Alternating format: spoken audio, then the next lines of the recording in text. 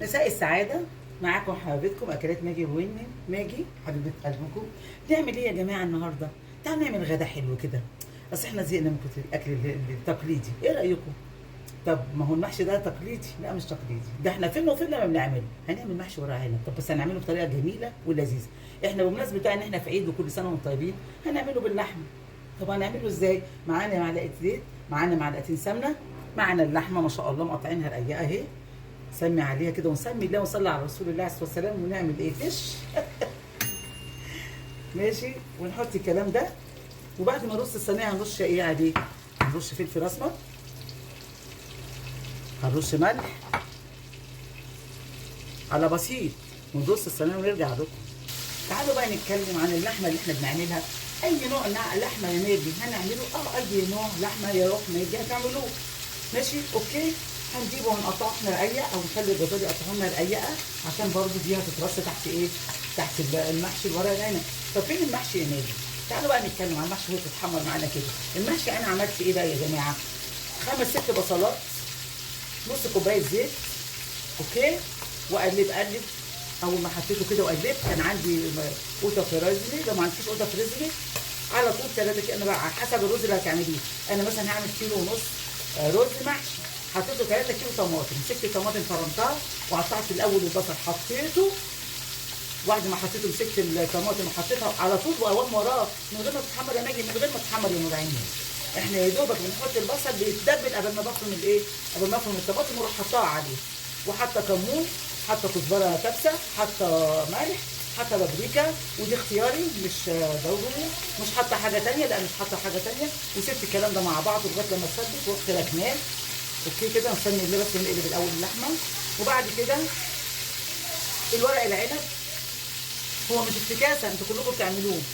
الورق العنب مسكته ورحت حطاه في الفريزر، فطلعته خليت ميه، حطيته وقلبته تقلبتين، ورحت عيناه مصفياه وقعدت قطعته على جنب. دلوقتي هما ايه؟ حبيبه قلبي قاعده بتحشيه. اوكي كده، يعني ما فيهوش اي حاجه يا جماعه، هو اكتر من كده ما فيش بتحشيه. انا هخلص كده وهنحط الحشو اللي هتحشيه هي في الحله على الكلام ده. واحلى ان شاء الله، احلى ان شاء الله ورق عنب مع ماجي وهنين واكل فاخر من الاخر. وهنقلب بعد اللحمه دي ما نقلبها هنحط برضه شعرايه فلفل اسمر بسيطه، ما تحدقيش الاكل ولا تحطي ملح كتير، وملح خفيف جدا لان احنا معانا المحشي متدبل ومعمول ومحطوط له ملح ومحطوط له كل حاجه. احنا هنا بناخد اللحمه صدمه يا جماعه، بناخدها صدمه، حطينا زي ما قلت لكم الزيت والسمنه مع بعض عشان السمنه ما تتحرقش. حركه الزيت دي عشان السمنه ما تتحرقش معانا واحنا بناخد اللحمه ايه؟ صدمه. طب ده ايه؟ دي الحله اللي هنحط فيها. ايه اللي فيها ده بقى؟ ده العناقيد بتاعت ورق العنب اللي انا قطعتها. بتتحط كده في الاول، ونروح حاطين اللحمه مطلعينها بعد ما تتحمر كده ان شاء الله اهي. تتحمر كده بالطريقه دي. عايز تحمروا اكتر من كده حمروا، يعني احنا ما عندناش مشكله. يعني كانكم تحمروا فيها لغايه لما تبقى ايه؟ مشوحه، عارفه مشوحه تشويح كده وان شاء الله، وتروح حاطه في الحله.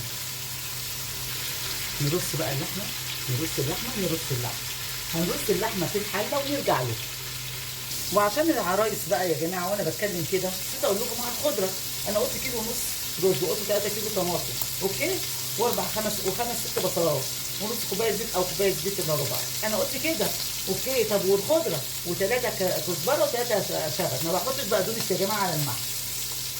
3 كزبره و3 شبت. طب انا لو هعمل كيلو بس الا ربع، وانا هعمل كيلو بس رز، طيب يبقى هنبقى نص الخضره يا جماعه ونص الطماطم. يعني الطماطم هيبقى 2 كيلو والخضره يبقى 3 بس، 3 وتنوعيهم كزبره وشبت. اوكي، ده بالنسبه للناس اللي ايه اللي بيعملوش الا ايه؟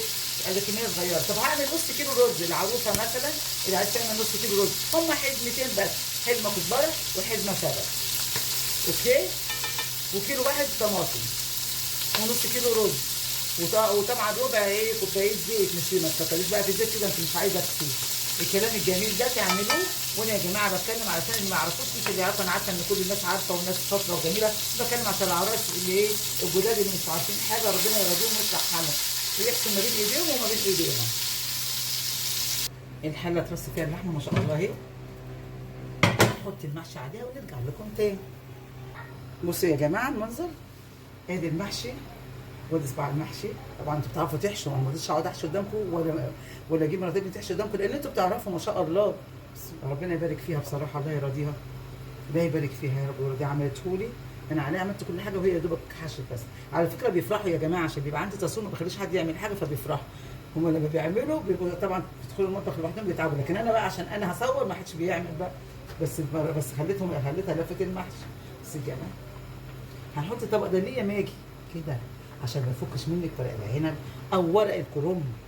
تعملي كده وتغطي، وحطينا الشوربه، والشوربه اقل من المحشي يا جماعه. اقل المحشي مش صباع واحد، بصباعين يا ولاد، ثلاثه. تحط الشوربه تحت صباعين ثلاثه، مش صباع واحد، عشان خاطر هي بتزيد بعد كده وبتغلي وبتزيد، وهي اوريدي بتزيد وهتسويها وتبقى على قدها عشان يبقى مفلفل كده وجميل مفلفل، يعني ما يبقاش ايه معاك. وهنسيب الكلام دوت ونرجع لكم تاني لما يخلص ونبقى مع بعض. تعالوا نرجع بقى نشوف المحشي. انا بصراحه شفته تحفه. ايه ده؟ ايه الجمال ده؟ ايه الجمال ده؟ محشي فاخر من الاخر، اقسم بالله. تحفه تحفه. بس الصباع صغنن ازاي؟ ايه الصباع الصغير دول؟ الصباع صغنن والمحشي جميل وحلو. هنقلبه ونعمل له صوره لوحده واحنا بنقلبه، وننزله على ايه؟